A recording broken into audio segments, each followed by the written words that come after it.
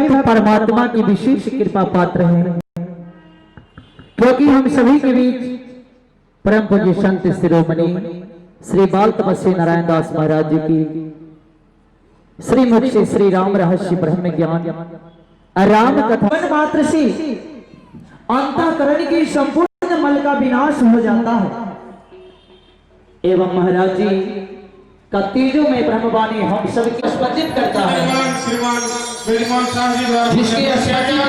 इसके बाद हमारे जागृत होने के बाद श्रीमान के बाद श्रीमान जयप्रकाश मोदड़ा जी संयोजक सेवा साधना समिति, श्रीमान दिलीप शर्मा जी संयोजक सेवा साधना समिति,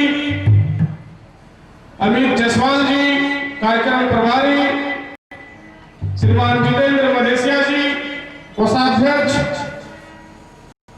हमारे अभिभावक श्रीमान कृष्ण गोपाल शर्मा जी,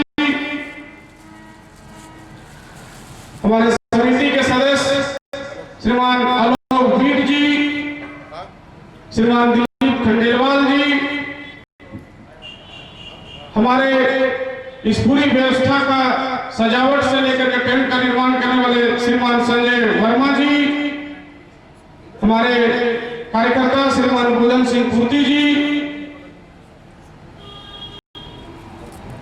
श्रीमान सुरेश गोप जी,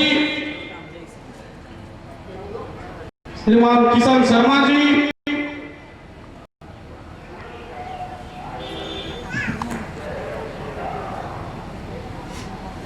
तो आइए सज्जनों, हमारे महाराज जी के तेजों में ब्रह्मवाणी ब्रह्म ज्ञान रूपी भक्ति मार्ग पर इसका अनुभव हजारों भक्तों ने किया है, हम सबने भी किया है। अधिकारी के सूर्य की किरण के समान प्रकाश है। ऐसे सदगुरुदेव जी से हम सबका प्रार्थना है कि हम अपने अमृतमय विशुद्ध वाणी से ज्ञान से हम सबको उत्प्रोत करें। जय सदगुरुदेव। श्री उपस्थित हनुमान जी महाराज की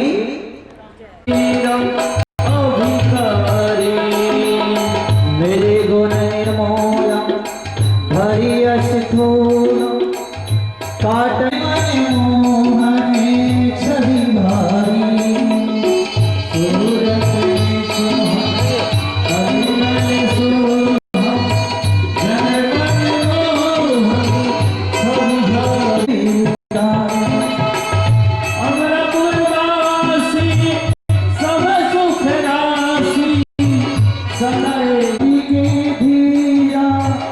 सूरत फकीरा अवतारा अवतारी योगी जैसा केवल पद अनंतकारी मम हृदय समायो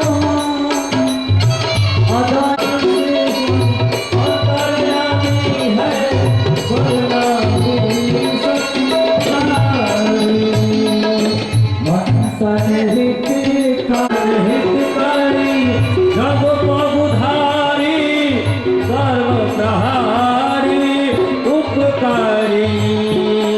सतपंथ चालायो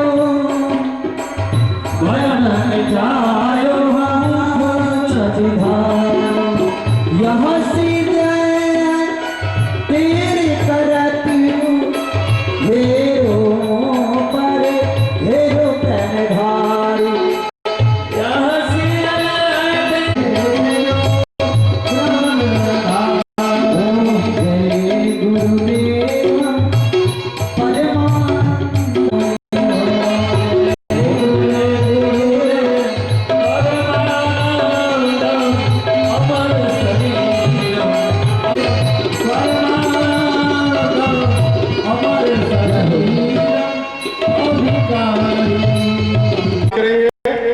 महाराज श्री का जोरदार तालियों से स्वागत किया जाए।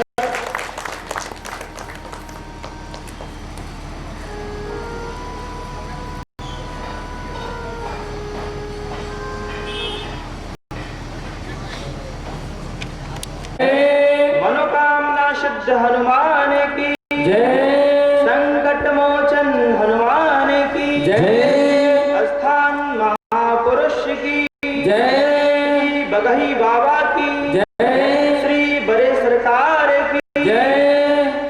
देवराहा बाबा की जय, श्री तुलसी बाबा की जय, श्री वाल्मीकि बाबा की जय, समस्त सप्तऋषियन की जय, समस्त सनातन संतन की जय, जय जय सीता राम।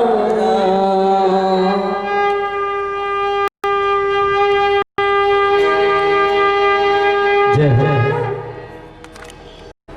माताएं एवं बहनों, उपस्थित समस्त सद्भक्तों, श्रद्धालुओं, जिज्ञासुओं, विद्वानों, सभी संप्रदाय के मतावलंबियों, विचारकों, विशेष कृपा और अनुकंपा होती है तब ही ऐसा संजोग बन पाता है।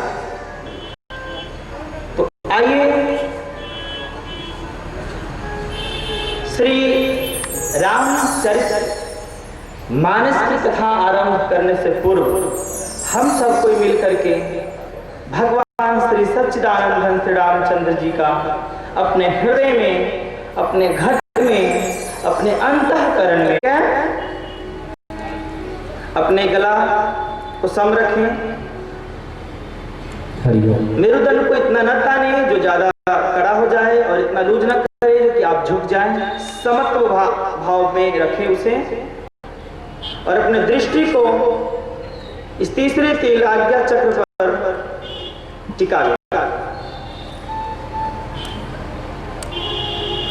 आंख बंद करते हुए इस तरह से अपने आज्ञा चक्र पर, अर्थात पुरुषगण जहाँ तिलक लगाते हैं, माताएं जहाँ बिंदिया लगाती हैं, वहीं पर अपने दृष्टि को अंतःकरण से भाव से टिकाते हुए अपने अंदर एक भाव करें कि एक कष्ट सब दूर भागे जा रहे हैं।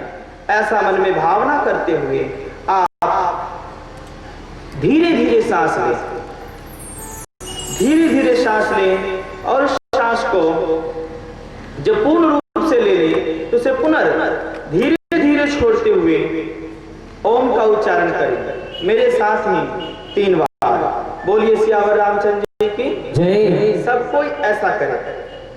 ऐसा करने से भगवान की विशेष कृपा होगी, स्वस्थ भी रहेंगे, स्मरण शक्ति भी तेज होगी और ध्यान लगेगा, जिसके कारण से कथा में मन भी लगेगा। बोलिए सियावर रामचंद्र जी की जय। तो आइए हमारे साथ सब कोई उसी तरह मन को एकाग्र करके ध्यान में लगे।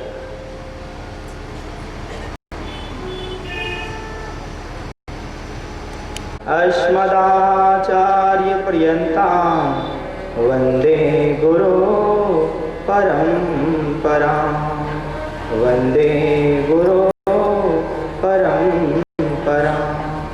दक्षिणे लक्ष्मणो यस्य वामे च जनकात्मजा, पुरतो मारुतिर्यशं तं वन्दे रघुनन्दनं, तं वन्दे रघुनन्दनं।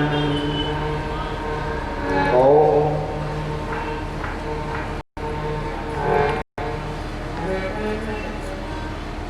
बोलिए श्री श्यावर रामचंद्र की जय। हनुमान जी महाराज की जय। जय जय श्री सीता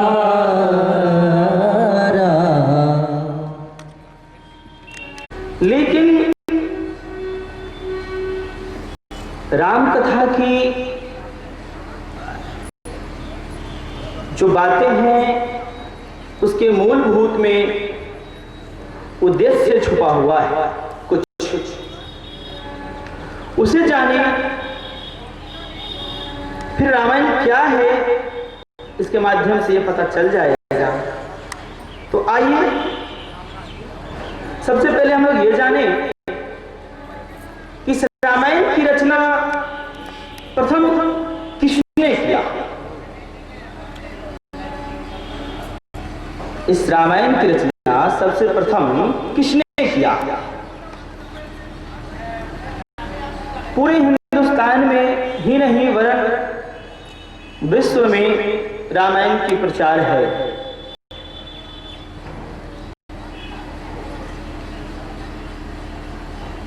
तो ये जाने कि जो वर्णन है रामायण में बहुत सुंदर, कि रामायण की जो कथा है, रामायण की जो प्रधान रचयिता हैं, जो रचने वाले हैं, वो शंकर भगवान हैं। कौन है? शंकर भगवान। इस कथा के प्रथम आचार्य कौन है? शंकर भगवान है। रामायण में बड़ा सुंदर एक चौपाई आता है जो शंकर भगवान के प्रति है, किस तरह से इनकी रचना उन्होंने किया। शंभु किन्ह यह चरित सुहावा, बहुरी कृपा करियो माहि सुनावा। शंभु किन्ह यह चरित सुहावा, बहुरी कृपा करियो माहि सुनावा। सोई शिव का गीना। अर्थ ने किया बहुत सुंदर ढंग से। इसका प्रथम गाथा, प्रथम चरित्र, प्रथम कथा अमृत उमहि सुनावा, अर्थात माता पार्वती को उन्होंने सुनाया। किसे सुनाया? पार्वती जी से। आप लोग लोकोक्ति में इतना तो जानते ही हैं कि एक बार हिमालय में भगवान शंकर माता पार्वती के कहने के अनुसार अमर कथा सुना रहे थे। वो वेद पुराण और संत मत के आधार से ये अमर कथा, ये रामायण ही है, कोई दूसरा नहीं है। क्या है? ये रामायण ही है।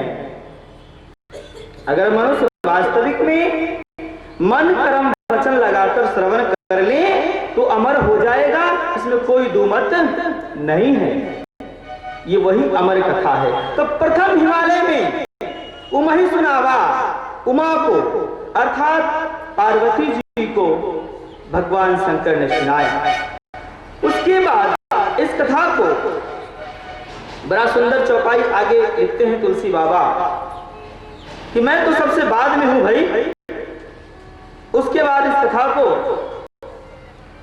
सोई शिव काग भुसुंडी कीन्हा, राम भगत अधिकारी छीना। बोलिए श्यावर श्री हनुमान जी महाराज की। तो इस कथा को भगवान शिव काग भुसुंडी जी को दिए। तो काग भुसुंडी जी की कथा हम आपको बाद में सुनाएंगे। फिर उसके बाद क्यों उन्होंने दिया? अधिकारी जानकर। वो इसके परम अधिकारी थे काग भुसुंडी जी, जो आप लोग उत्तरकांड में या कहीं कहीं सुने भी होंगे, पढ़े होंगे।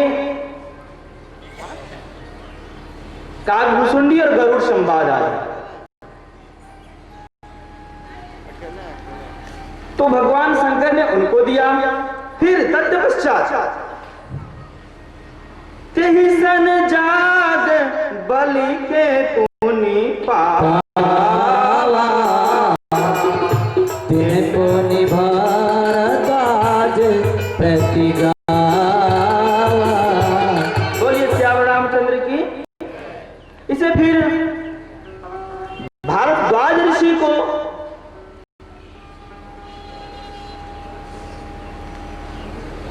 सुनाया याज्ञवल्क्य जी ने। याज्ञवल्क्य जी को भगवान शंकर ने साक्षात सुनाया था इस कथा। इस तरह से कथा एक दूसरे में जानते गए इस अमर कथा का विशेष प्रचार होने लगा। बोलिए सियावर रामचंद्र जी की जय। तो वही ये अमर कथा है, वही ये राम कथा है। इसे अगर तन मन कर्म और वचन से ढंग से सुना और कहा जाए तो व्यक्ति जीवन में सब कुछ पा जाता है, सब कुछ पा जाता है। जिस तरह से भगवान शंकर कहते हैं कि ये राम कथा क्या है मानव जीवन के लिए। राम कथा कलि कामद गाई, सुजन सजीवानी मोरी सुहाई। बोलिए सियावर रामचंद्र जी। ये राम कथा कलयुग में, किस युग में? कलिजुग में। तो इस कलयुग में कामद है ये, अर्थात कामधेनु गाय है। कैसा गाय है ये? कामधेनु गाय। कामधेनु गाय का अर्थ जानते हैं ना? अर्थात कि जो कामना करो गौ माता से, उनके सामने प्रार्थना करो, वो उसी समय प्रदान हो जाता है, मिल जाता है, भक्त को प्राप्त हो जाता है। पूर्ण विश्वास के साथ इस कथा का अगर श्रवण करेंगे ढंग से, जो मन में श्रद्धा रखेंगे, जो संकल्प रखेंगे, जो विश्वास रखेंगे, जो मनोकामना रखेंगे, निश्चित रूप से मिलेगा। शरीर स्वस्थ होगा, जीवन में किसी चीज की कमी नहीं रहेगी, इसलिए अमृत ज्ञान जो मिलेगा। बोलिए सियावर रामचंद्र जी की जय, श्री हनुमान जी महाराज की जय। जय। और संपूर्ण समाज के लिए क्या है ये? तो इस धरती पर, इस भूतल पे चलती फिरती नदी है, वो भी तो अमृत की नदी है। ये किस चीज की नदी है? अमृत की नदी है।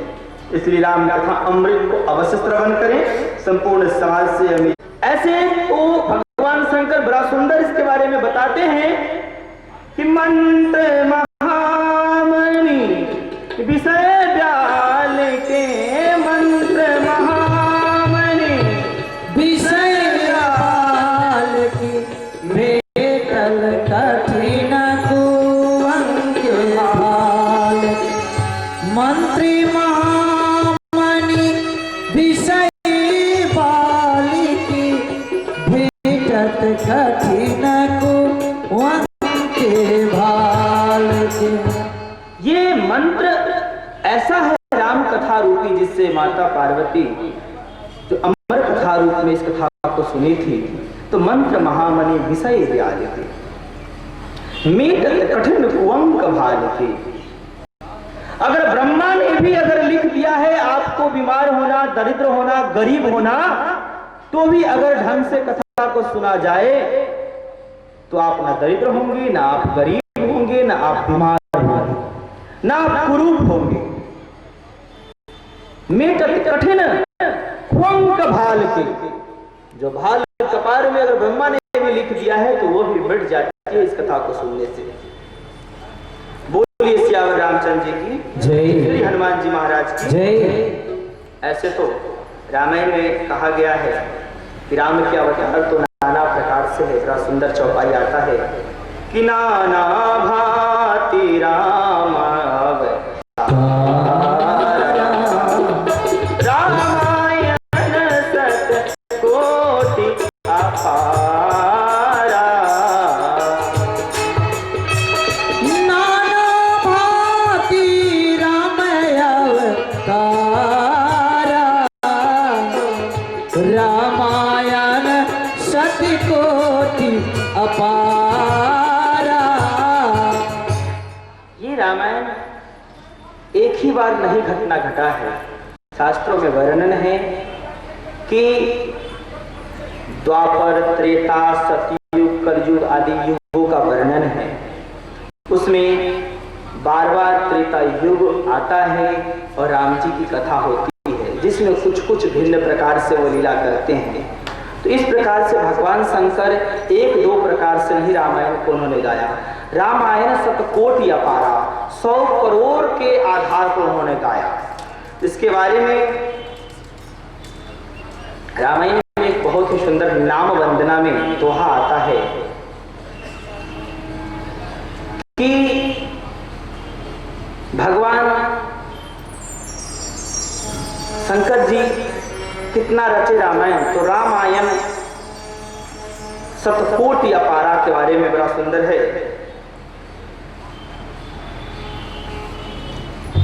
राम ब्रह्म ते नाम बरा, राम ब्रह्म ते नाम बरा, बरदायक बरदानी रामायण। बड़ा सुंदर रामायण के बारे में बोलते हैं कि राम ब्रह्म ते नाम बरा, बरदायक बरदानी, रामचरित सतकोटि महान, रामचरित सतकोटि महान, लिए महेश जी जानी। इस दोहा को कहने के पश्चात बड़ा सुंदर एक कथा याद आ गई है। पुराणों में एक कथा आती है कि एक बार भगवान शंकर के पास देव, दानव और मानव तीनों पहुंचे। ठीक है, देवता तथा राक्षसगण, दानव यानी राक्षसगण, और फिर मानव अर्थात मनुष्य। भगवान शंकर हिमालय में अपने कैलाश पर्वत पर आसन लगाए बैठे थे। जाकर लोगों ने प्रार्थना किया कि हम लोगों के पास बहुत सारी समस्याएं हैं, उसका समाधान करें। भगवान शंकर ने सारे संकटों का समाधान मंत्र रूप में, रामायण रूपी मंत्र रूप में बताने लगे। बताएं तो कहे कि देवता और दानव मानव ने कहा कि इसका अधिकारी भी मुझे बना दीजिए, मुझे प्रदान ही कर दीजिए, मंत्र दे ही दीजिए। भगवान शंकर ने कहा कि ठीक है, ये तो भाई 100 करोड़ है। कितने हैं ये? सतकोटि। सत मने 100, कोटि मने करोड़। तो रामचरित सतकोटि महा 100 करोड़ रामायण है। कितने रामायण? 1 2 नहीं, कितने? 100 करोड़। भाई उतने के नाम भी जानना बड़ा मुश्किल। तो 100 करोड़।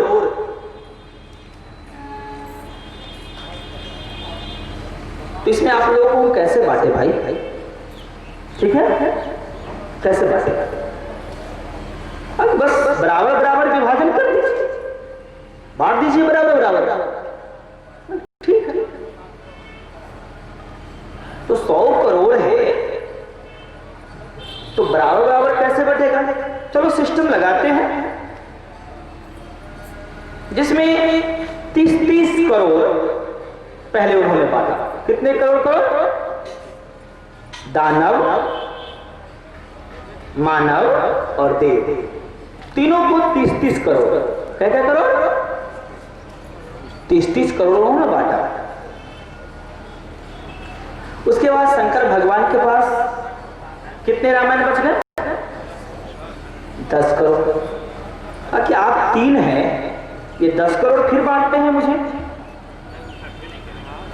तो चलो 3 करोड़ आप ले लो। कितने? तो कितने बच गए भगवान के शंकर के पास? 1 करोड़। इसको कैसे बराबर किया जाए? तब भगवान शंकर ने कहा कि चलो इसमें से भी आप लोग चलो 30 हजार फिर ले लो। 1 करोड़ बचा था ना, तो 30 लाख ले लो। 30 लाख उन्होंने बांट दिया। कितना बचा? 10 लाख। 10 लाख में कहा कि चलो फिर बराबर बराबर बटना तो मुश्किल है 3 भाग में, तो फिर 3 लाख ले लो। ठीक है, तो फिर कितने बढ़ गए? 9 लाख को बढ़ गए। भगवान के पास कितने बचा? 1 लाख। 1 लाख मात्र। फिर क्या कि चलो 1 लाख में फिर 30 हजार ले लो, फिर 90 हजार बच गए। फिर उन्होंने कहा कि चलो फिर 10 हजार बच गए ना, तो फिर तुम 3 हजार ले लो। 1 हजार फिर बच गए। तो कहा कि भैया आप क्यों रख रहे हैं, ये भी दे दीजिए ना। ठीक है, ये भी दे। अब 1000 में फिर 3 100 बांटे, 900 बच गया, 100 बच गया। 100 में फिर 30 बांट दिए, 90 बच गए, फिर 10 बच गए, फिर 3 बांट दिए, अब 1 बच गया। ठीक, जब 1 बचा तो कहा कि अब 1 ये कैसे बटेंगे भाई, एक अभी 1 कैसे बटेगा। तो वो जो रामायण थे संक्षिप्त में और मात्र 32 अक्षरों में था। इसे संस्कृत में अनुष्टुप छंद रूप में कहते हैं। लिखने की तरीका अनुष्टुप छंद था, मात्र 32 सूत्रों में था संपूर्ण रामायण।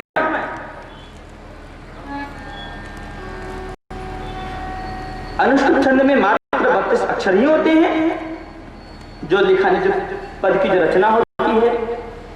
अब उसमें क्या है कि चलो भाई, अब 32 में से बात को समझ पाए ना, वो जो एक जो बच गए तो उसमें 32 सूत्रों पर आधारित था वो। तो उस 32 में से अनुष्टुप छंद में था, उसमें 32 अक्षर होते हैं, एक एक अक्षर में एक एक ब्रह्मसूत्र था। अब भाई तो कहा चलो तुम लोग बराबर बांटना है तो 10-10 अक्षर और ले लो। कितने तो कितने बचे, 30 तो बट गए।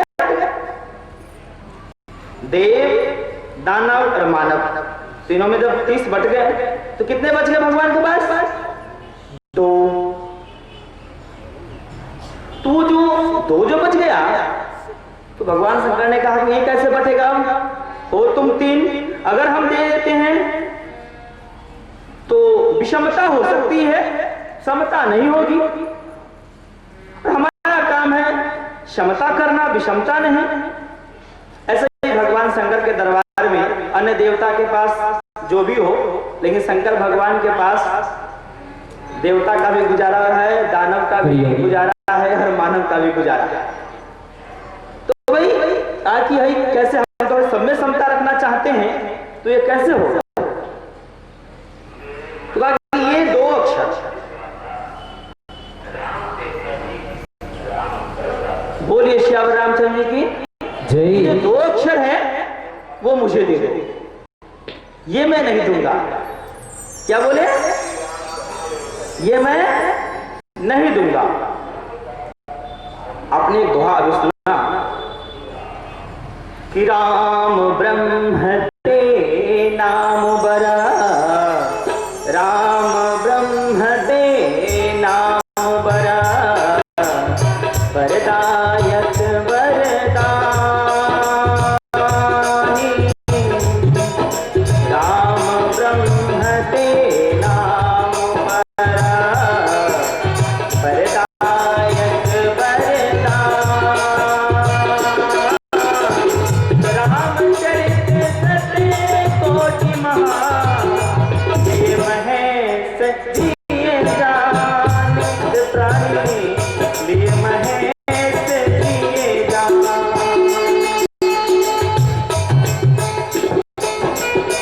तो राम ब्रह्म ते नाम बरा। इस दोहा में भगवान शंकर ये बताते हैं कि राम के चरित्र से भी, राम की बहुत सारी लीलाओं से भी, जो उनका नाम मात्र है 2 अक्षर का रकार और मकार,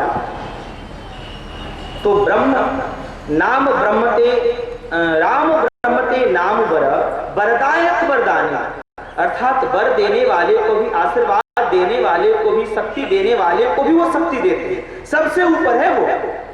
तो वरदायक वरदानी, रामचरित शतकोटि महा, 100 करोड़ रामचरित में से, रामचरित, रामायण का नाम रामचरित ही है वास्तविकता। आप कभी भी देखेंगे रामायण के ऊपर लिखा हुआ तो रामायण नहीं दिखेंगे आप, ये आपको दिखेगा रामचरित मानस, रामचरित। तो रामचरित शतकोटि महा, 100 करोड़ रामायण में से शतकोटि महा दो अक्षर मात्र लिए महेश जिए जानी, अपने हृदय में उन्होंने बस दो अक्षर मात्र रख लिया। कितने अक्षर? अर्थात पूरे ब्रह्मांड का सारस्व तत्व मात्र दो अक्षर रकार और मकार है। इसके प्रमाण स्वरूप हमारे अपने समाज के विद्वान के मत का हम थोड़ा सा विचार आपको देते हैं, तब थोड़ा आगे बढ़ेंगे। भले ही पूरे हिंदुस्तान में, ठीक है, या किसी भी देश में जहां भी हिंदू सनातन धर्म के लोग हैं, अगर उनके पूर्वज में, परिवार में कोई अगर शरीर छोड़ देता है, तो जब अंतिम यात्रा की बात होती है श्मशान घाट की तरफ, तो वहां एक ही नाम का उच्चारण लोग करते हैं, श्री राम नाम सत्य है, सबका यही गत्य है। ऐसा नहीं कि झारखंड में अलग नाम है कोई, बिहार में अलग, उत्तर प्रदेश में अलग, उत्तरांचल में अलग, हिमाचल में अलग, क्या है इस बात? नहीं है ना। चाहे किसी भी भाषा में, वो थोड़ा भाषा का फर्क हो सकता है लोगों का, लेकिन एक ही बात बोलते हैं, श्री राम नाम सत्य है। ठीक, सत्य ही तो ब्रह्म है, सत्य ही तो सच्चिदानंद है, सत्य ही तो भगवान है, सत्य ही तो परमेश्वर है। तो राम ही सत्य है। अगर इधर से हम कहते हैं कि राम नाम सत्य है, उसी को उल्टाते हैं, इधर से अगर कहते हैं राम नाम सत्य है, तो जब उधर से लौटाते हैं इस बात को, तो सत्य नाम राम है और सत्य का भजन करना है। हम सबको सत्य पथ पर चलना है, सत्य बोलना है, सत्य जीवन रखना है। क्या? सत्य सत्य सत्य, और सत्यमेव जयते, सत्य का ही विजय है। चाहे इष्ट रूप में, घर में, देवी देवता रूप में, भले ही कोई किसी भी देवता को माने, सब आदरणीय है, सारे देव आदरणीय हैं, सब प्रणम्य हैं, सब कृपा करने वाले हैं। लेकिन मूल रूप से पूर्ण ब्रह्म में, परमानंद रूप में, सर्वश्रेष्ठ रूप में हमारे संपूर्ण ऋषियों ने, चाहे वो माता भगवती के उपासक और ऋषि मुनि रहे हों, चाहे शंकर भगवान के उपासक या गणपति भगवान के उपासक, किसी भी हमारे देवी देवता के उपासक रहे, सारे लोग मिलकर के बस जय हो। अंत में वो भी अगर शरीर छोड़ते हैं, उन्हें जब हम कंधे पर लेकर जाते हैं, यही कहते हैं श्री राम नाम सत्य है और सबका यही गत है। अर्थात वेद पुराण संत मत एहू सकल सुकृति फल राम शरणु। वेदों का, पुराणों का, सबका मत यही है कि श्री राम ब्रह्म को समझ लो, जान लो, और उनके चरणों से अगर प्रेम कर लेते हो तो तुम्हारा जीवन पूर्ण कृतार्थ हो जाएगा। बोलिए श्यावर रामचंद्र जी की जय। हनुमान जी महाराज की। पायो जी में तो नाम रतन धन पायो, पायो जी में तो नाम रतन धन पायो, पायो जी में तो नाम रतन धन पायो, पायो जी में तो नाम रतन धन पायो। वस्तु अमोलक कई मेरी सत्य गुरु, वस्तु अमोलक कई मेरे सत्य गुरु, वस्तु अमोलक, वास्तु अमोलक, वास्तु अमोलक, वस्तु अमोलक कई मेरी सत्य गुरु, वस्तु अमोलक कई मेरे सतगुरु। कृपा करी अपनायो, पायो जी में तो नाम रतन धन पायो, पायो जी में तो राम रतन धन पायो, पायो जी में तो नाम रतन धन पायो, पायो जी में तो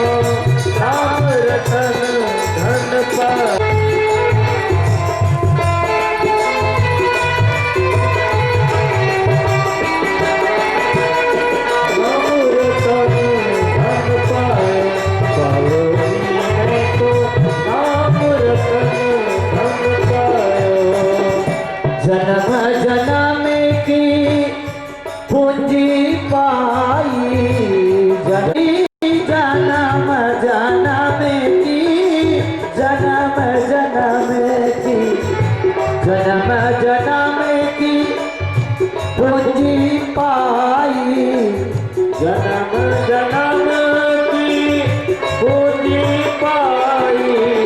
पायो पायो जी मैं तो नाम रतन धन पायो, पायो जी मैं तो नाम रतन धन पायो।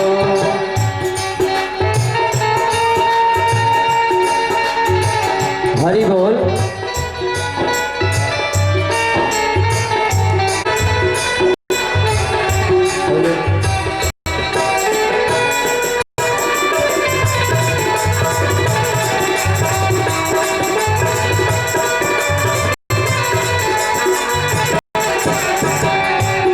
खर्चे न होवे चोरे न लेवे, खर्चे न होवे जोवे, खर्चे न होवे खर्चे।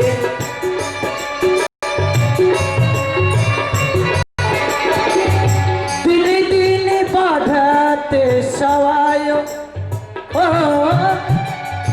दिन दिन बाधत सवाय, पायो जी मैं तो नाम रतन धन पायो, पायो जी मैं तो नाम रतन धन पायो, पायो जी मैं तो नाम रतन धन पायो, पायो जी मैं तो नाम रतन धन पायो, पायो जी मैं तो नाम रतन धन पायो, पायो जी मैं तो नाम रतन धन पायो।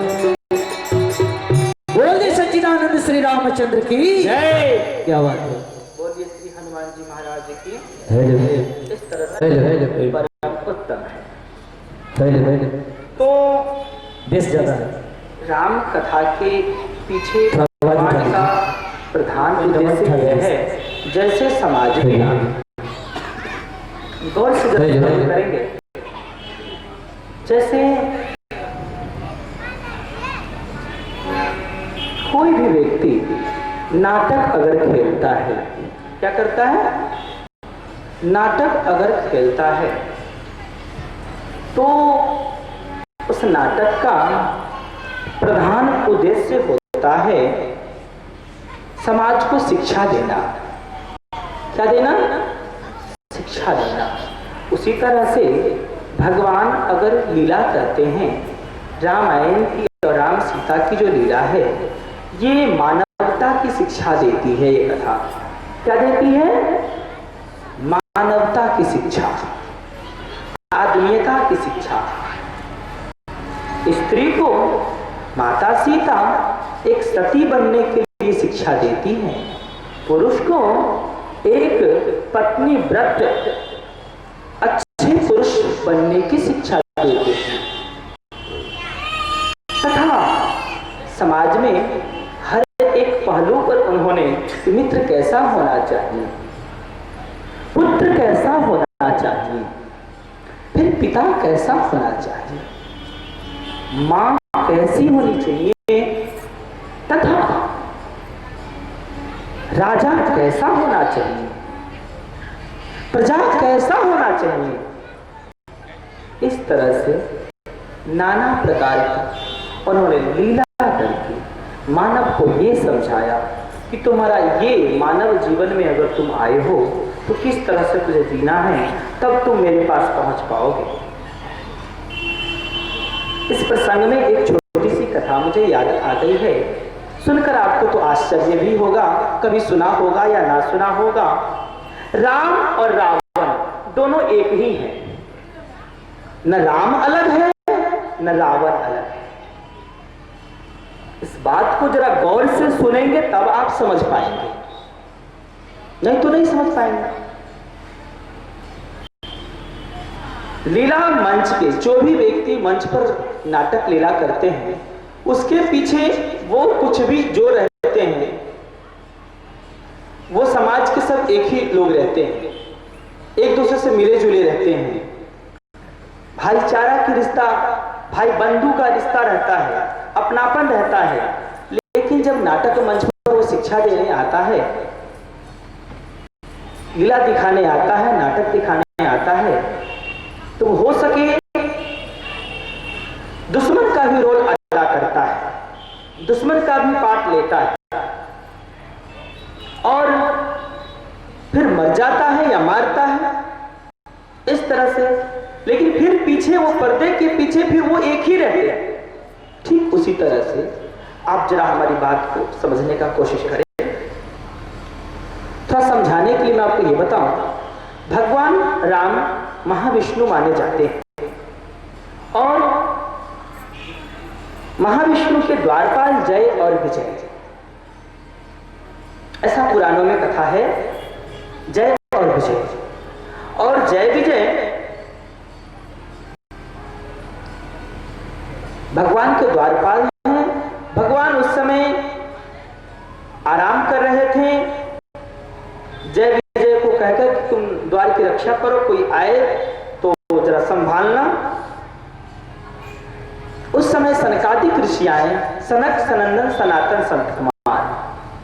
हमारे ग्रंथों के आधार पर, हमारे वेद पुराणों के आधार पर सृष्टि में सबसे प्रथम रचना उन्हीं की हुई थी, सनक सनंदन सनातन संत कुमार की। जिनको सृष्टि रचना के लिए भाग दिया गया, तो वो उसके आगे कुछ प्रसंग है वो न किए और फिर भगवान से यह वरदान मांग लिए ब्रह्मा जी से कि भाई मुझे ऐसा वरदान दीजिए कि मेरी अवस्था सदैव 5 वर्ष की ही बनी रहे। कितनी की अवस्था बनी रहे? तो भाई 5 वर्ष के बालक से फिर उन्होंने कहा कि मेरी ज्ञान सदैव एक ही तरह बना रहे, उम्र देखने में मैं छोटा लगता, अवस्था मेरी शरीर की बस 5 वर्ष की बना रहे। ब्रह्मा जी ने तो तथास्तु कह दिया, लेकिन बाद में जब सोचा तो देखा कि यह क्या मांग लिया, तो फिर इससे सृष्टि तो होगा नहीं। तब आगे की फिर कथा सृष्टि निर्माण की आती है। मेरी इस बात को कहने का उद्देश्य यह है, इस कथा को कहने का उद्देश्य यह है कि सृष्टि के आदि में सनक सनंदन सनातन और संत कुमार नामक 4 महापुरुष रचे गए। तो वही महर्षि हुए और वो महर्षि चारों भगवान महाविष्णु के दरबार में दर्शन के लिए आए थे। जय विजय ने उन्हें रोका कि भगवान अभी आराम में है, बाद में मिल लेना। फिर बहुत बार नाना नाना करने पर कि अभी मत जाइए, अभी रुक जाइए, बार बार रोकने पर संत जी को थोड़ा बुरा लगा और उन्होंने श्राप दे दिया कि भगवान और भक्त के बीच में जो बाधा बनता है उसे राक्षस हो जाना चाहिए, तुम राक्षस हो जाओ। इस तरह से आगे कथा बढ़ती है, लीला रामायण की आगे बढ़ती है। तो जरा आपको मैं ये बताना चाहता हूं कि जो राम की सेवा में, भगवान विष्णु की सेवा में, महाविष्णु की सेवा में जो रहता है, एक और बात बताई गई है हमारे ग्रंथों में, जिस तरह से भगवान का रूप है उसी तरह का उसका भी रूप रहता है। रामायण में एक जगह ये भी तुम्हें हो ही जाएगी कि ब्रह्म को जानने के बाद व्यक्ति ब्रह्म स्वरूप हो जाता है। तो वो तो ब्रह्म के साथ ही रहते थे जय विजय, तो वो भी तो ब्रह्म ही थे, ये तो ईश्वर की लीला थी। तो फिर यहां वही रावण और कुंभकर्ण बने और आगे की फिर लीला विस्तार होती है। तो मैं आपको ये कहना चाह रहा था कि पीछे से सब एक ही हैं, आगे वो हमारे समाज में हम मानवों के लिए वही भगवान और भक्त अर्थात महाविष्णु और उनके 2 पार्षद मिल करके मानव जीवन जीने की कला सिखलाने के लिए इस धरती पर अवतार लिए और आकर के जो सिखला गए उसे हम लोगों को जानना चाहिए। इससे पहले वो मैं कथा कहना चाहूंगा जो आपको मैं बता रहा था, राम रावण कैसे थे। बोलिए श्यावर रामचंद्र जी की जय। एक बार रावण का तबीयत खराब हुआ, स्वास्थ्य खराब हुआ, बीमार पड़ गया रावण जब बीमार पड़ गया तो ये कथा आनंद रामायण में आती है।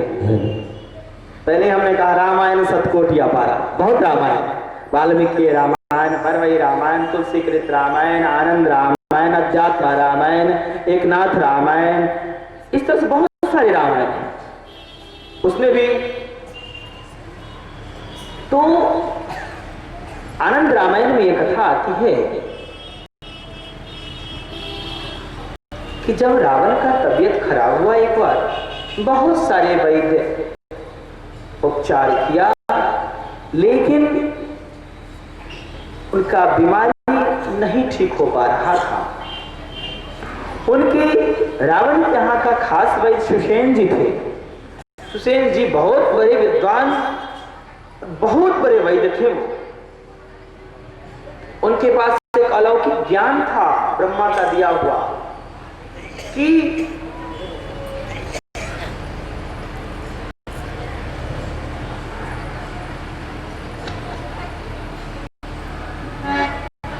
बोलिए श्यावर रामचंद्र की जय। कि किसी को कोई अगर बीमारी हो, अगर उसका उपचार तुम्हें ना भी मालूम हो, तो तुम जब ब्रह्म सच्चिदानंद का जब तुम सुमिरन करोगे, ध्यान जब करोगे, तो उस बीमारी का औषधि कहां है, कैसा है, सब तुम्हें मालूम चल जाएगा। विशेष कृपा थी सुखेन वैद्य पर। सुखेन वैद्य जी से जब इस तरह से जब ना हुआ ठीक, जो जानते थे, तो फिर उन्होंने ध्यान किया भगवान का और उन्हें अनुभव हुआ, उन्हें मालूम हो गया। उसके आधार पर उन्होंने बताया कि रावण का उपचार जब भी होगा, जब भी इनका बीमारी ठीक होगा, तो तुलसी नामक पौधे से जो दवा बनेगी, सब लोग जानते हैं तुलसी को, तो तुलसी नामक पौधे से जो दवा बनेगी ना, उसी से ये ठीक होगा। हुआ कि ठीक है। रावण पहले से जानता था कि तुलसी वैष्णव परंपरा में भक्तों के बीच उनके इष्टदेव भगवान विष्णु आदि को भोग रूप में, प्रसाद रूप में चढ़ाया जाता है। इसलिए वो वैर करता था तुलसी से। लेकिन कहा कि जहां स्वास्थ्य की बात है तो खोजो। खोजने लगा। रावण अपने आदमी को भेजा, जो ड्यूटी लोगों को उन्होंने दिया कि जाओ खोजो। पूरे लंका में जगह जगह खोजा गया, कहीं मिलता नहीं था। बड़ा प्रयास हुआ। रावण का स्वास्थ्य दिनों दिन बिगड़ते जा रहा था। सब लोग बड़ा चिंतित थे। विभीषण जी को देखा नहीं गया। विभीषण जी महान संत हैं। विभीषण जी को देखा नहीं गया। उन्होंने एक सिपाही को बुलाकर कहा कि देखो भाई, मैं तुझे तुलसी का पत्ता, तुलसी दलपत्र दूंगा व्यवस्था करके, लेकिन तुम्हें कहना नहीं होगा कि मुझे विभीषण ने दिया है, ठीक? नहीं तो फिर मेरा भाई बिगड़ सकता है, महाराज बिगड़ सकते हैं। कि अच्छा ठीक है महाराज। उसमें बहुत सारा इनाम भी रखा गया था कि जो तुलसी पत्र लाकर देगा उसे बहुत ढेर सारे और मनचाहे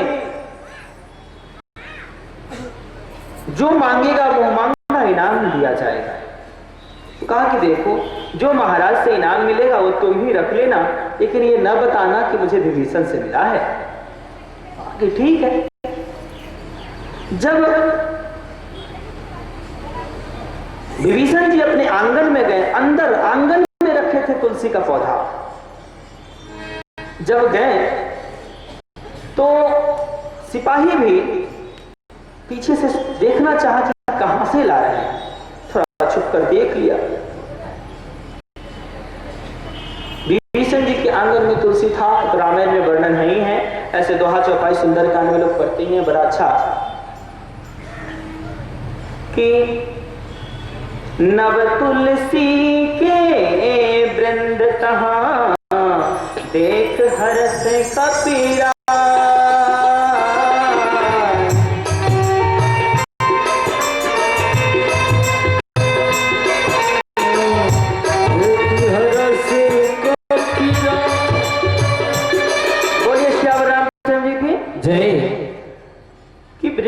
विभीषण जी के आंगन में तुलसी के पौधे नए नए पत्ते से युक्त बड़ा सुंदर सुंदर था। हनुमान जी ने देखा, ये चौपाई हमने आपको प्रमाण के लिए किया। विभीषण जी लाकर जब एक चीज और देखा सिपाही ने कि विभीषण जी के आंगन पे उनके दीवार पर राम नाम लिखा हुआ है। क्या लिखा हुआ है? राम नाम अंकित गृह शोभा बरनीन जा नव तुलसी का प्रीतता देखी हरस कबीरा, देखी हरस कबीरा। बोलिए श्याम रामचंद्र की जय।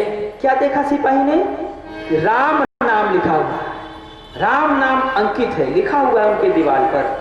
तो राम नाम अंकित गृह, उनके घर पे, गृह माने घर, उनके घर पे राम नाम लिखा हुआ है, राम नाम अंकित गृह देख हरस कपिराई। और खास वो तुलसी भी है कि नव तुलसी के वृंदता, इस दोनों चीज को सिपाही ने भी देख लिया। ठीक है, इनाम का इसे लोभ था, इसीलिए ये भी मन में सोचा कि हमको क्या जरूरत कहने का है। गया दरबार में, वहां पहुंचा, सुषेण वैद्य जी को उन्होंने तुलसी दिया, जो विभीषण जी ने दिया था इनको, वो तुलसी जाकर वहां इन्होंने पहुंचाया, वहां उससे औषधि बनी। औषधि बनने के बाद रावण पीते हैं और रावण फिर स्वस्थ हो जाते हैं। एकदम कहावत है रामबाण, अर्थात तुरंत क्विक एक्शन किया, रावण ठीक हुआ, अपने कल होकर के राजगद्दी पर सिंहासन पर जाकर आरूढ़ हुआ, विराजमान हुआ और कहा कि कल किस सिपाही ने औषधि का प्रबंध किया था, उन्हें सामने हाजिर किया जाए। सिपाही जी को हाजिर किया गया। रावण कहा कि तुम बहुत धन्य हो कि तुमने हमारे जीवन को बचाया, तुम्हारा बहुत बहुत धन्यवाद, और तुमको जो कुछ मांगना है वो मांग लो। बड़ा प्रसन्न हुआ। रावण के मन में एक विचार आया कि जरा पूछ लेते हैं कि भाई ये कहां से लाया। तब तक ये तो खूब प्रसन्न है, रावण ये पूछ बैठा, ये बताओ ये तुलसी तुम लाया कहां से? कहा कि महाराज आपसे निवेदन है कि हमसे अगर आप ना पूछे तो हमारा कल्याण होगा। कि तुम्हारे अपने कल्याण की परी है, क्या इस समाज का और विश्व कल्याण का नहीं पड़ा है? राक्षस समाज के कल्याण का नहीं पड़ा है? तो भाई रावण तो राक्षस था, तुझे राजा की कल्याण की नहीं पड़ी है, अपने ही कल्याण की पड़ी है? बताओ बताओ। आपको अगर हम बताते हैं तो मेरा उसमें कल्याण नहीं है। कि नहीं बताओ, फिर भी बताओ, बताना तो पड़ेगा। इसलिए राजा से अगर झूठ बोलते हो राजा को अगर सही बात नहीं बताते हो तो ये राजद्रोह है। राजा को अगर सही हिसाब, सही बातें, सही चीजें अगर नहीं देते हो, नहीं बताते हो, ये राजद्रोह है। इससे तुम दंड के अधिकारी होगा। रावण की इस बात को सुनकर उसे डर लग गया। पहले जितना ही प्रसन्न था इनाम के लिए, उतना ही भयभीत हो गया। बताने में जब ये लेट कर रहा था तो रावण ने कहा कि भाई देख लो, अगर तुम विलंब किया तो तुम्हें ही नहीं, तुम्हारे बाल बच्चे और पत्नी के सहित तुझे बीच चौराहे पर संपूर्ण राक्षसों के बीच सूली पर चढ़ा दी जाएगी, तेरी मृत्यु कर दी जाएगी। ये डर गया, थर-थर कांपते हुए सोचा क्या कहे न कहे। उधर वचन भी दिए थे कि मैं ना कहूंगा, लेकिन फिर भी इसने कहा महाराज ये तुलसी मुझे आपके छोटे भाई विभीषण ने दिया है। किसने दिया है? विभीषण जी ने दिया है। बाकी अच्छा, विभीषण जी ने दिया है, ठीक है। विभीषण को रावण ने कहा, विभीषण आप खड़े हों और मुझे बताने का कष्ट करें कि कहां से आप हो, क्या। तब तक ये पूछे रावण कि क्या आपने दिया है, ये बात सत्य है। तब तक सिपाही कहता है, मन ही मन सोचता है कि जब ये बात बता ही दी है तुलसी के बारे में, तो राजा के प्रिय ही बनना है तो एक और बात बता देते हैं कि भाई विभीषण जी के रूम पे, घर पे, कुटिया पे राम भी लिखा था महाराज। क्या लिखा था? राम। इस बात को सुनकर रावण तो भड़क गया। अब क्या पूछे ना पूछे, अब तो वो भड़क गया, क्रोध में आ गया, पूर्ण क्रोध में आ गया और कहा कि विभीषण तूने ये क्या किया? कहा कि भैया हम तो आपके चरणों के दास हैं, हम तो आपके सेवक हैं, हम तो आपके चरणों के दास हैं, हम तो आपके सेवक हैं, हम तो आपके पाले पलते हैं, आपके जिलाए जीते हैं, आपके हम बच्चे हैं। ताकि देखो बताओ जल्दी कि तुम उस तपस्वी का नाम क्यों लिखा है? आखिर नहीं, हम किसी तपस्वी का नाम नहीं लिखा, हमने किसी तपस्वी का नाम हमने नहीं लिखा, हमने तो अपने कुटिया पर आपका नाम लिखा है। किसका नाम लिखा है? आपका नाम लिखा है और जुगल सरकार का लिखा है। कैसे कैसे जुगल सरकार का लिखा है? कहा कि ऐसे शॉर्ट में थोड़ा हमने लिख दिया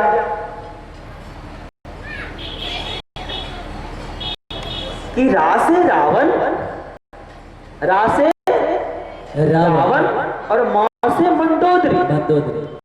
क्या लिखा हमने? रासे रावण और मौसे मंदोदरी। मंदोदरी भैया भाभी का नाम लिखा, राजा रानी का नाम लिखा, हम जुगल चरणों के हम दास हैं। ऐसे नीति के विभूषण को विभीषण कहते हैं, महानीतिवान थे। तो रावण बड़ा प्रसन्न हुआ और कहा कि हम तो जानते थे कि तुम खाली मेरा छोटा भाई है, लेकिन तू तो मेरा बहुत बड़ा सेवक है।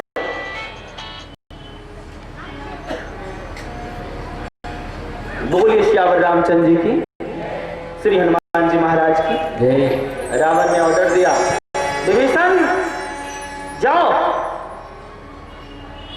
तुम लंका के जगह जगह तुम अपने ऑर्डर से, अपने तुम संरक्षण में तुलसी का पौधा लगवा दो और जगह जगह राम राम लिखवा दो, अर्थात राम बराबर रावण और मंदोदरी लिखवा दो, जाओ। इसीलिए विद्वान लोग कहते भी हैं कि जब गए थे हनुमान जी लंका में तो सीता जी को खोजने के वक्त मंदिर मंदिर प्रतिचोधा का जो चौपाई आता है कि वह मंदिर प्रति मंदिर उन्होंने खोजा, जगह जगह भगवान का वहां इस तरह से नाम था।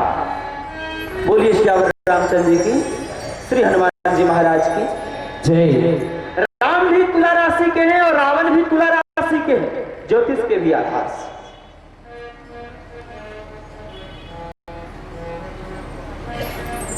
और पारब्रह्म परमेश्वर सच्चिदानंद राम के साथ कोई विशेष विवाद तो वही कर सकता है जो राम के ही समान होगा।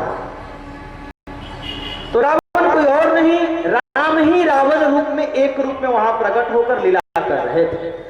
समाज को यह बता रहे थे कि अगर तुम इसके तरह करोगे तो तुम्हारा विनाश हो जाएगा, जिस तरह से रावण का सर्वस्व विनाश हो गया।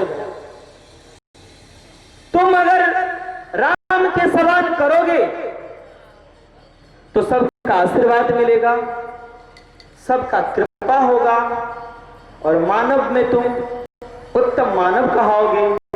यहां तक हो सके अगर तुम्हारा चरित्र विचार मेरे सा हो तो मुझे लोग पुरुषोत्तम कहते हैं, हो सके आने वाले भविष्य में तुझे भी पुरुषोत्तम कहें।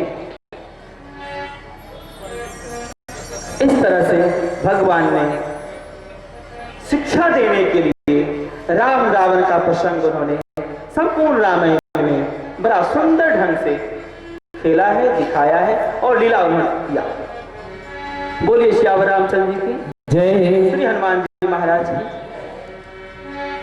लमसम हमें लगता है कि हमारी बात को आप लोग ढंग से समझ गए हों, इसलिए कि रावण का जब अंत हुआ तो वो रावण राम के चरणों में उसका प्राण समाहित हो गया, ऐसा रामायण में लिखा है। और रामानंद सागर जो टीवी सीरियल बनाया उसमें भी यही दर्शाया गया है। इस तरह से जब उसमें समा ही गया रावण तो फिर वो रावण भी तो राम ही अंत में बन गया क्या? इसलिए राम में समाने के बाद वो तो राम ही बन गया है ना। इस तरह से बोलिए श्यावर रामचंद्र जी की जय। श्री हनुमान जी महाराज की जय। मैली चादर ओढ़े के कैसे, ये तद्रुपी चादर की बात है।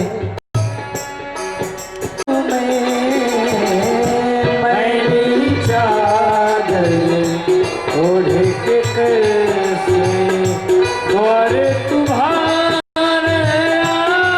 आऊं मैं। हे पावन परमेश्वर मेरी, मन ही मन शर्माओ।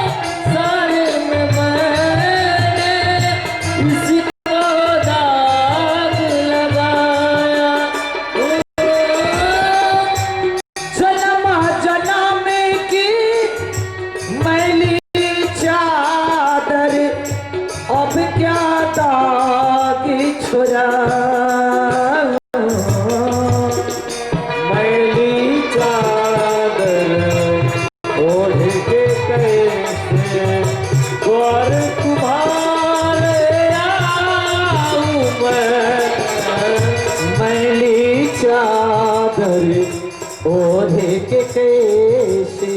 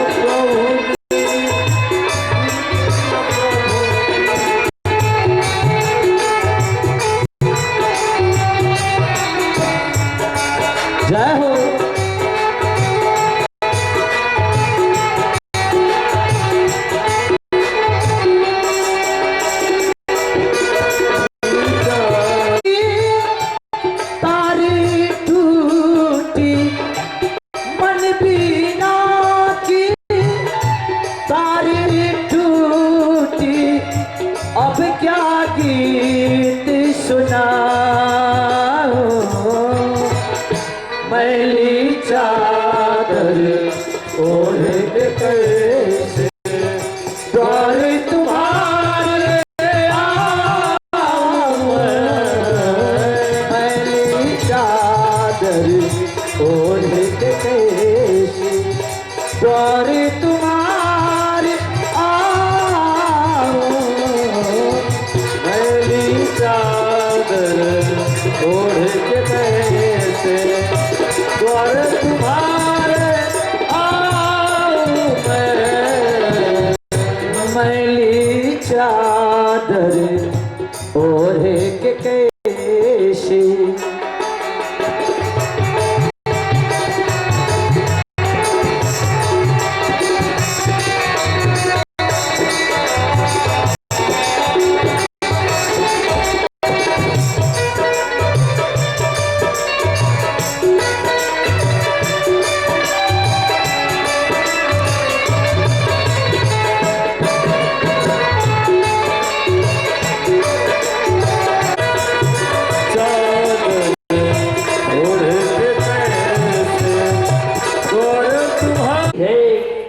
साउंड ऑपरेटर भाई, अब इसका आवाज सुंदर बनाइए, मंच पे आके सुन के देखिए कैसा आवाज है। बाहर अच्छा है। हरे हरे जय शिव शंकर गौरी शंकर पार्वती शिव हरे हरे जय शिव शंकर गौरी शंकर पार्वती शिव हरे हरे शंकर गौरी शंकर पार्वती शिव हरे हरे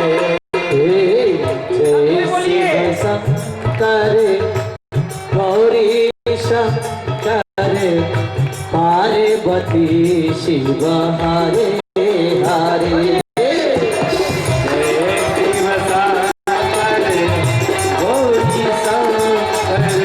पार्वती शिव हरे हरे शंकर गौरी शंकर पार्वती शिव हरे हरे गौरी शंकर पार्वती शिव हरे हरे बोलिए सियावर रामचंद्र की जय हनुमान जी महाराज जय।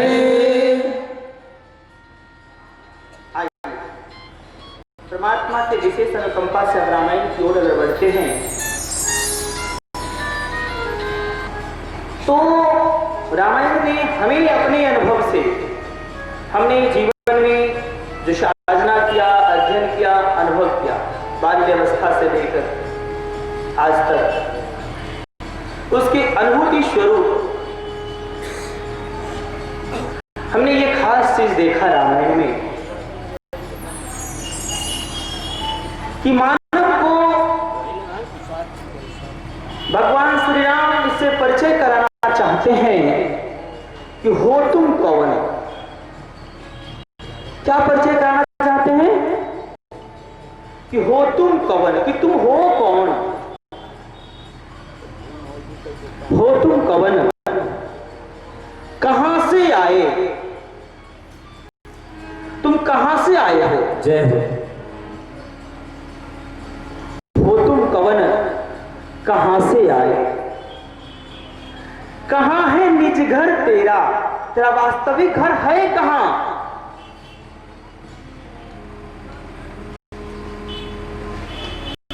कंत जी कहां बसेरा।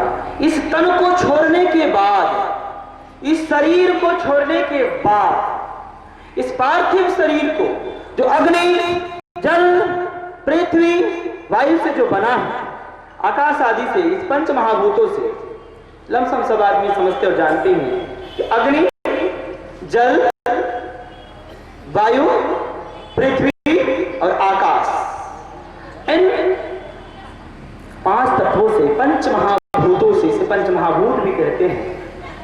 इसे तुम छोड़ने के बाद, इसलिए इतना सब जानते हैं, समझते हैं कि कोई भी व्यक्ति सशरीर इस लोक से दूसरी जगह नहीं जाते। क्या सबको इसी जगह, यहीं इसी पृथ्वी लोक में शरीर छोड़ देना होता है। चाहे अपने समाज की व्यवस्था के अनुकूल, चाहे उस शरीर को जलाया जाए या गंगा में प्रवाह किया जाए या मिट्टी में दफना दिया जाए, जो भी जैसा भी हो, लेकिन इस तन को यहीं रह जाना होता है। तो इस तन के छोड़ करके, इस शरीर को छोड़ करके कहां जाओगे तुम? इस पर सही सही विचार करो, जानो। रामायण में बड़ा सुंदर ढंग से समझाया गया है। तो हाँ, सबको लमसम याद करेंगे, बड़ा सुंदर है। हम बोलते हैं, आप लोग याद करेंगे, बड़ा सुंदर है। आप अपने आप से भी प्रश्न करें कि हम हैं कौन, हमें कहां जाना है, हम कहां से आए हैं, किस लिए आए हैं। आप अपने आप से प्रश्न करें। कभी कभी मनुष्य जब ऊब जाता है, घर परिवार चलाते चलाते, पति पत्नी से, पत्नी पति से, पुत्र पिता से, पिता पुत्र से, तो सुखवर को सोचता है, कहता है किस लिए संसार में है। लगता है घर द्वार छोड़ के कहीं भाग जा, कहीं चले जा। इतना तो सोचता, फला को छोड़ देते, इसको छोड़ देते, उसको छोड़ देते, ये करते, वो करते। अर्थात इस बहाने ये प्रश्न उठता है, लेकिन इसको आप ठीक से समझ नहीं पाते। ठीक से समझने के लिए सच्चे सदगुरुदेव, अनुभवी संत, मर्मधीर बुद्धि संत और रामायण की जरूरत है। वेद पुराणों की उपनिषदों की जरूरत है। बोलिए श्री रामचंद्र की, श्री हनुमान जी महाराज की। तो राम जी ये बताते हैं, हे मानव, तुम पूर्ण मानव बनो। जिस तरह से वेद की प्रथम ब्रह्मसूत्र में कहा गया कि मनुर्भवो मनुर्भवो मनुर्भवो, कि तुम सब मनुष्य बनो, मनुष्य बनो, मनुष्य बनो। केवल मनुष्य शरीर धारण कर लेने मात्र से मनुष्य नहीं हो जाता।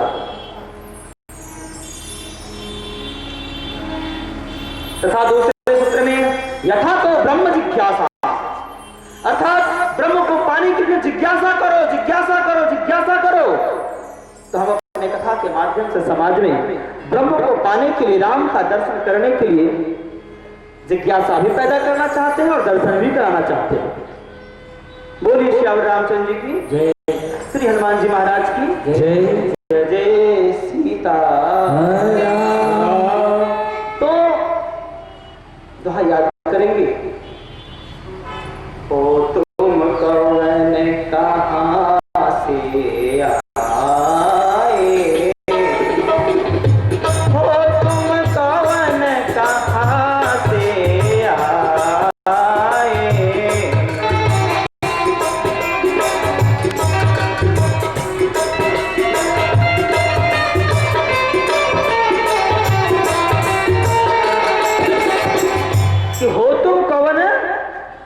से आए? भाई बात भी नहीं दोहाई, याद सीधे भी तो याद होगा कि तुम कौन हो, कहां से आए तो हो, तुम कौन, कहां से आए? कहां है निज घर तेरा, ये अपना वास्तविक घर कहां है?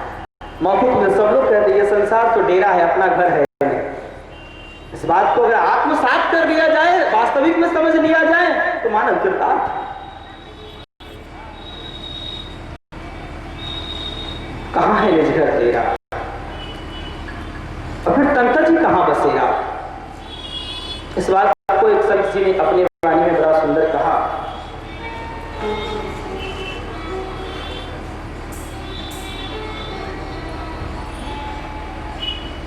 इस संसार में मैं ये चाहता हूं कि हमारी दोहा छुपाई आपको याद ना हो या हो, लेकिन कम से कम बात को ढंग से पकड़ेंगे, हिंदी में समझेंगे। इस संसार में एक अंधेरा, इस संसार में एक अंधेरा, सबके आंखों में जो छाया। इस संसार में एक अंधेरा,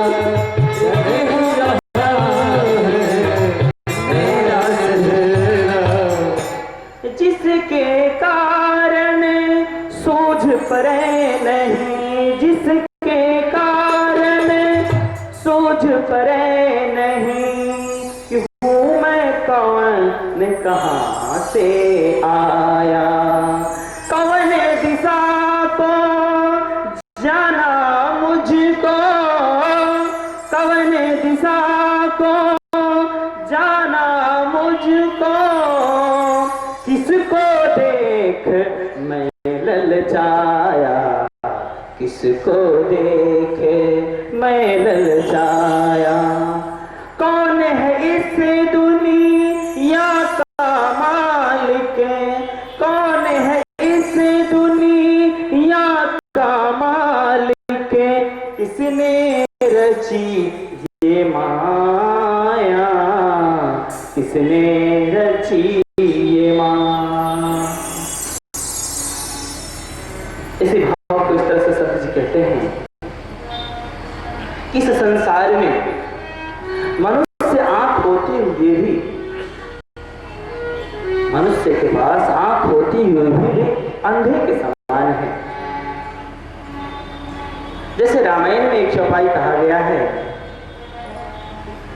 कि जिन्हें हर भगति हृदय नहीं आनी,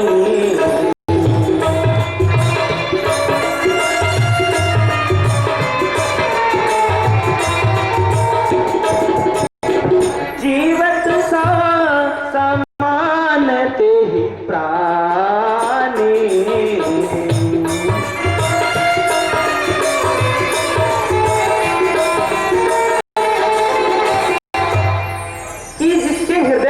जिसके हृदय में हरि की भक्ति नहीं आई, भक्ति की प्राप्ति नहीं हुई, तो जीवत सब समान ही प्राणी, जो संसार में चलता फिरता लाश है, मृतक है, वो शव है। वो जीवत शव, शव माने लाश, मृतक शरीर को शव कहते हैं।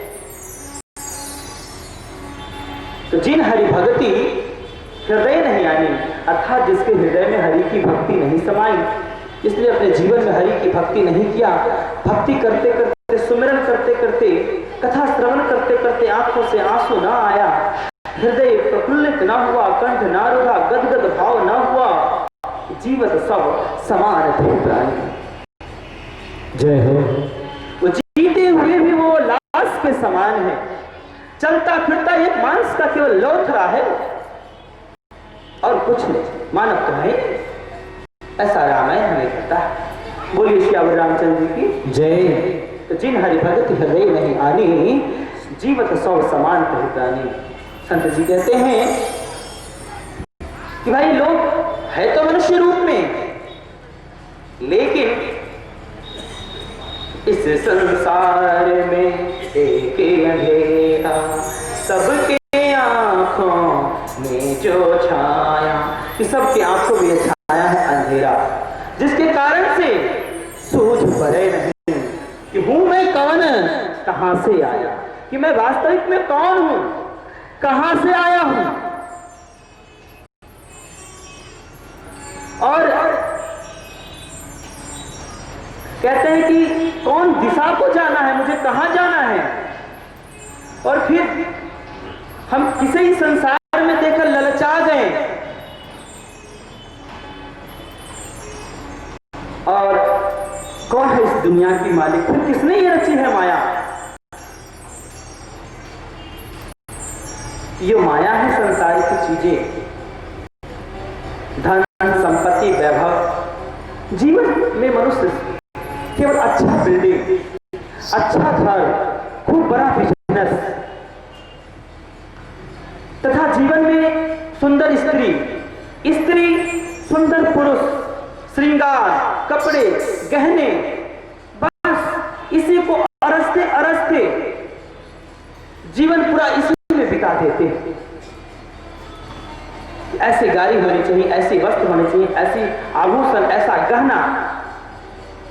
पुरुष अपने विचार अनुकूल ऐश्वर्य भोग आदि में, धन आदि अरजने के चक्कर में इस तरह से लटपटा जाते हैं कि इस बात को भूल जाते हैं। इसी को देखकर भाई दूसरे के अच्छे घर देखकर भाव होता है कि मेरे पास भी ऐसा घर होता, और उसमें उसकी बुद्धि लटपटा जाती है और वैसा घर के चक्कर में वो कमाते कमाते बस जिसके बारे में वैसा बनेगा कि ना बनेगा, बस मूल चीज को भूल जाता है, जिसके बारे में संत जी अगले पद में कहते हैं बड़ा अच्छा। इस संसार में एक कूप है, इस संसार में एक कूप है, जिसको भरने कारण प्राणी, अर्थात एक ये पेट रूपी कूप है, यानी कुआं है। कुआं तो समझ रहे हैं ना, ये पेट रूपी कुआं, इसको भरने के लिए और अच्छा घर मकान और अच्छा बिजनेस के लिए, बस केवल इस पेट को भरने के लिए कि इस संसार में एक कूप है जिसको भरने कारण प्राणी देश दिगंतर को जावे, दिन भय पर घर में जाकर, और दीन होने पर दूसरे की सेवा में तो समाज के लायक नहीं चाहिए, लेकिन इसकी मर्यादा है। ऐसा नहीं इतना लग जाए कि आप भोजन, खाना, सुतना, रहना, भजन, सुमिरन सब भूल जाए, तो फिर आप अस्वस्थ हो जाएंगे। जैसे एक भक्त मिले, भाई सेवा तो उन्होंने यज्ञ का बहुत किया और यज्ञ में एक मुख्य सेवक की तरह, मुख्य कार्यकर्ता की तरह, और है भी मुख्य, सारा कार्य करते करते इतना किए, समय से समय होने से, औषधि और भोजन समय पर न लेने से उनका थोड़ा तबियत अस्वस्थ हो गया। तो समय पर औषधि भी ले, समय पर भोजन भी ले, और प्रभु का भजन और सुमिरन कभी न छोड़ो। और फिर थोड़ा आज कार्यक्रम में थोड़ा लेट से पहुंच पाए कि जिसको भरने कारण प्राणी देश दिगंतर को जावे, दिन भय पर घर में जाकर, दिन भय पर घर में जाकर काम करत कर मर जावे।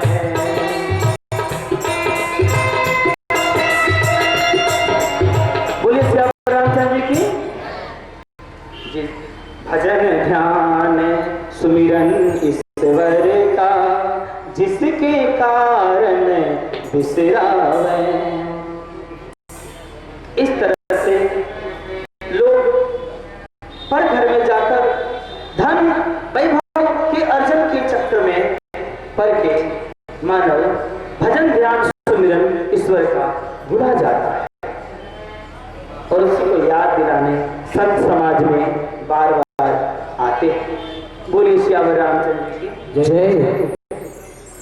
तो माया किस तरह से लटपटी है, कबीर जी की वाणी में बड़ा सुंदर है एक, माया दीपक नरपतिंगा, माया दीपक नरपतिंगा, भ्रमि भ्रमि भय फरंत,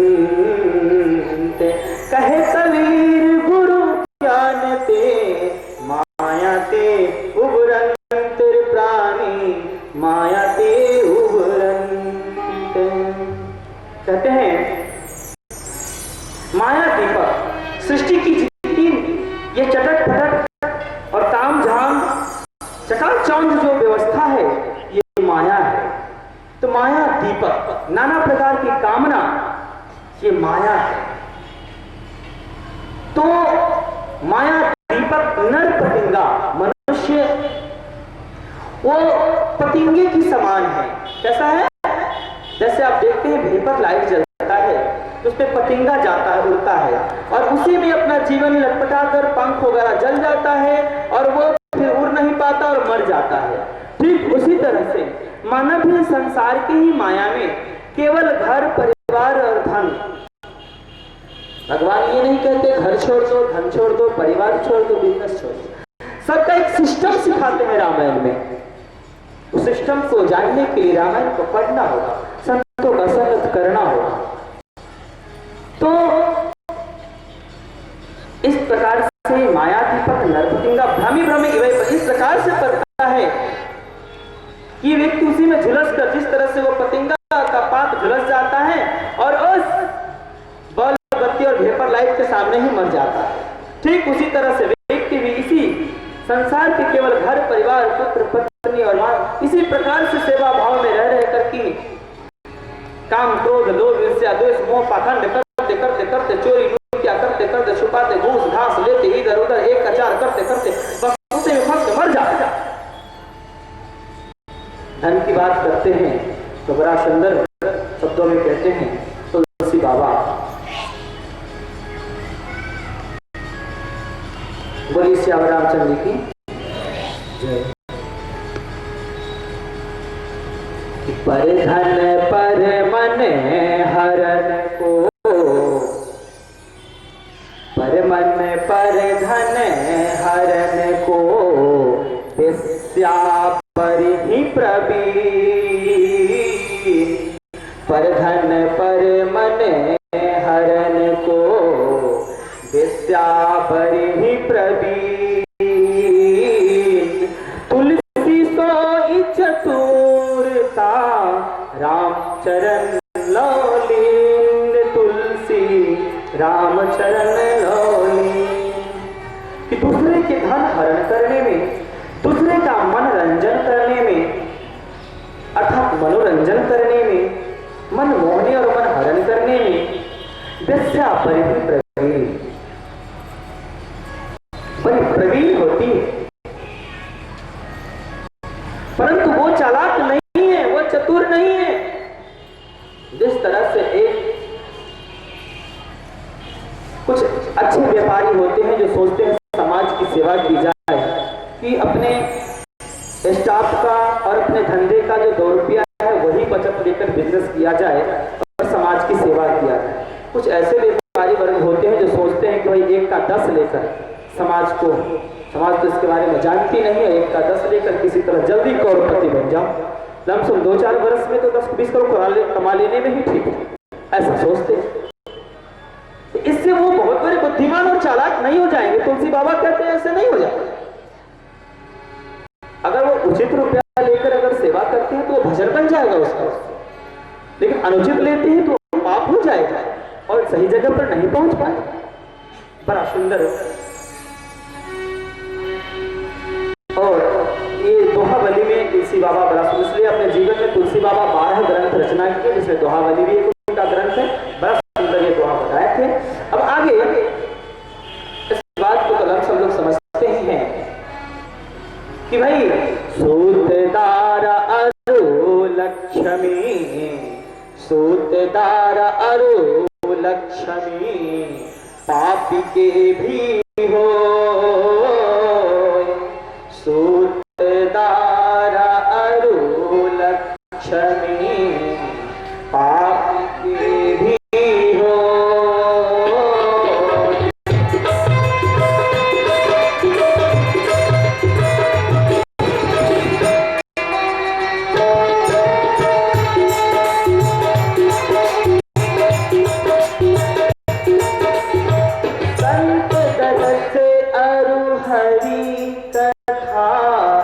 तुलसी दुर्लभ दोए प्यारे, तुलसी दुर्लभ दोए।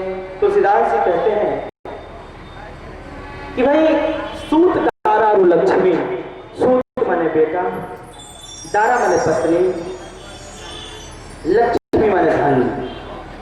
तो सूत दारा और लक्ष्मी पापी के भी होए, कुकर्मी और पापी को भी हो जाता है। सूत दारा और लक्ष्मी पापी के भी होए, संत दरस और हरि कथा, संतों का दर्शन और राम की कथा, हरि का कथा, ये सत्संग सबको नहीं मिल पाती। जिस पे राम जी की विशेष अनुकंपा, विशेष कृपा होती है, तुलसी बाबा कहते हैं, उसी को मिलता है। इसे रामायण में बहुत सुंदर है कि संत विशोध मिलहि परिते,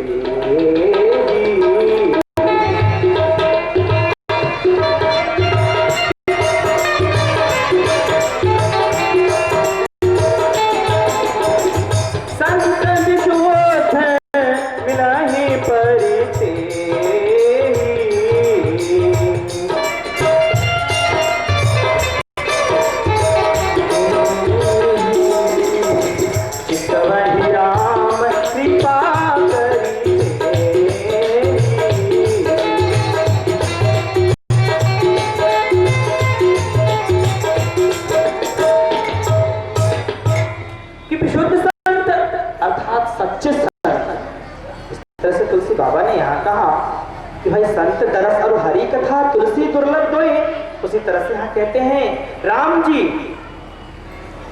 की कृपा जिस पे होती है उसी को विशुद्ध संत अर्थात सच्चे संत मिलते हैं। बोलिए श्याम रामचंद्र जी की जय, हनुमान जी महाराज की जय, जय जय सीता राम। ये जो प्रश्न करते हैं कि हो तुम कंवर कहां से आए, कहां है निजगढ़ तेरा, यही कारण तुम भरमत डोलो तंतज कहां बसेरा। इस विषय को ठीक से जानने के लिए, समझने के लिए पहले इस विषय को जानना होगा कि भाई स्तन के बारे में थोड़ा मेरे विचार से जाने, उसके बाद फिर रामायण की विशेष गोता लगाएंगे। रामायण में एक राम गीता अंतर्गत, तो समय अब कम है तो इस विषय को जो छुटा हुआ विषय होगा भगवान फिर कल कहवाएंगे हमसे, तो लेकिन जरा इस विषय को हम समझा रहे हैं अपने थोड़े संक्षेप में ही। रामायण में राम गीता अंतर्गत राम जी की वाणी है। राम जी कहते हैं कि बड़े भाग मानुष्य तनु पावा,